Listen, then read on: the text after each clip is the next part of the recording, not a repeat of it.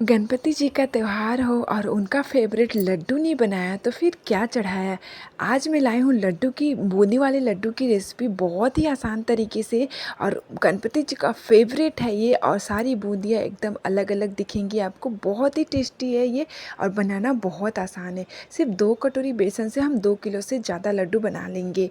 तो सबसे पहले क्या करना है, आपको नाप के 2 कटोरी बेसन लेना है और किसी भी छन्नी से आपको इस तरीके से आराम आराम से छान लेना है।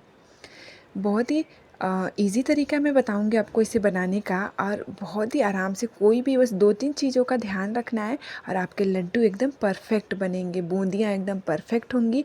और चाशनी के साथ जो लड्डू बनाओगे ना, एकदम सॉफ्ट सॉफ्ट से बहुत ही यमी बन के तैयार होंगे।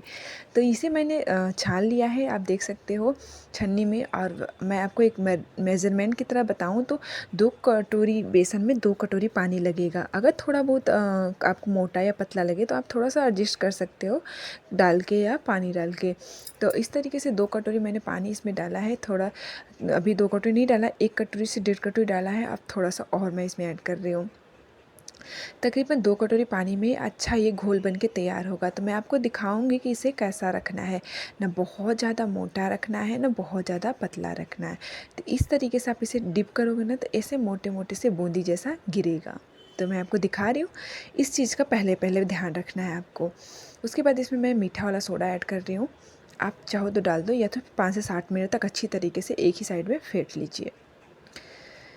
तो इस तरीके से आप इसे फेंट लीजिए 2-3 मिनट के लिए बस। उसके बाद आपको तेल को गरम करना है और इस तरीके से चेक करना है, पहले थोड़ा सा डाल के एक बूंद, कि ये ऊपर आ रहा है या नहीं। दूसरी बात ये ध्यान रखनी, कभी कहता है ना बूंदी चिपटी हो गई, ऐसी हो गई, तो आपको तेल अच्छे मज़े गरम करने हैं, जिस तरीके से आपको चेक करना है कि वो ऊपर बूंदी आ रही है या नहीं।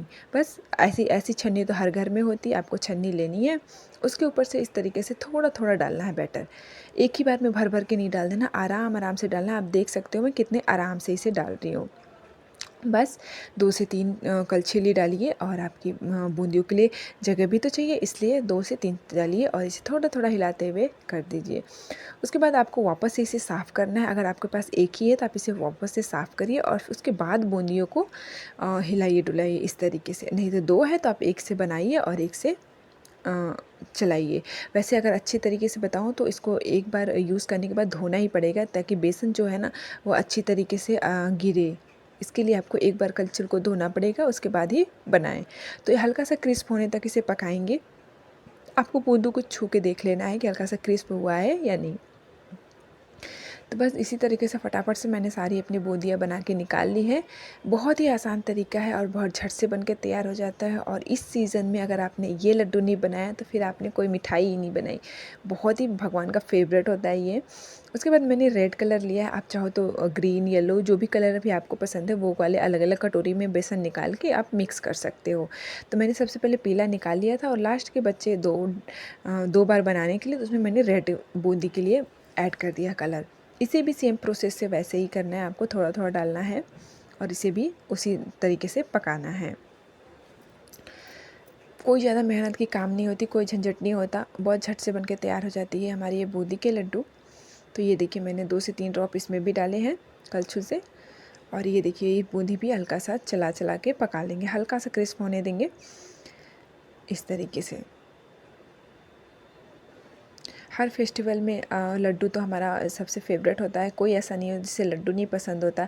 और हर फेस्टिवल में ये मिठाई बननी ज़रूरी होती है, क्योंकि सबको पसंद होती है। और भगवान को भी लड्डू हमारे बहुत पुराने समय से चलता हुआ आ रहा है कि कोई मिठाई हो ना हो लड्डू ज़रूर बनते हैं। तो दूसरा चीज़ आपको ध्यान देनी है कि अगर जब आपने 2 कटोरी बेसन लिया है, 2 कटोरी पानी लेनी है और 2 ही कटोरी चीनी लेनी है। वैसे तो नापोगे तो चीनी ज़्यादा होगी बेसन की अपेक्षा, लेकिन एक मेज़रमेंट के हिसाब से अगर आप लोगे तो 2 कटोरी बेसन में 2 कटोरी चीनी। अगर आप ज़्यादा कम करते हो तो उसी हिसाब से कम ज़्यादा चीनी और पानी भी कर सकते हो। तो एक मेज़रमेंट के तरीके से मैं आपको बता दूँ तो 2 कटोरी बेसन में 2 कटोरी पानी और 2 कटोरी चीनी। इसमें थोड़ा सा इलायची डाल दीजिए और इसके बाद इसे चेक कर लेंगे। इसको बहुत ज़्यादा गाढ़ा या एक तार की चाशनी वगैरह कुछ नहीं बनानी है आपको। और यहाँ पे देखिए मैं इलायची डाल रही हूँ। और बस आपको चिपचिपा सा चिकना करना है, चिपचिपा भी नहीं चिकना करना है आपको। बस हाथ में लो तो इस तरीके से मुलायम सा ये तेल जैसा हो जाए, जैसे तेल होता है ना हाथ में, बिल्कुल वैसे। तो दूसरी बात आपको चाशनी तीसरी बात चाशनी में ये ध्यान रखनी है कि हल्की सी शाइनिंग हो जाए, बस आपकी चाशनी तैयार है। उसके बाद इसको हल्का सा और मैंने 1 मिनट के लिए बस ही रखा था, उससे ज़्यादा नहीं रखना।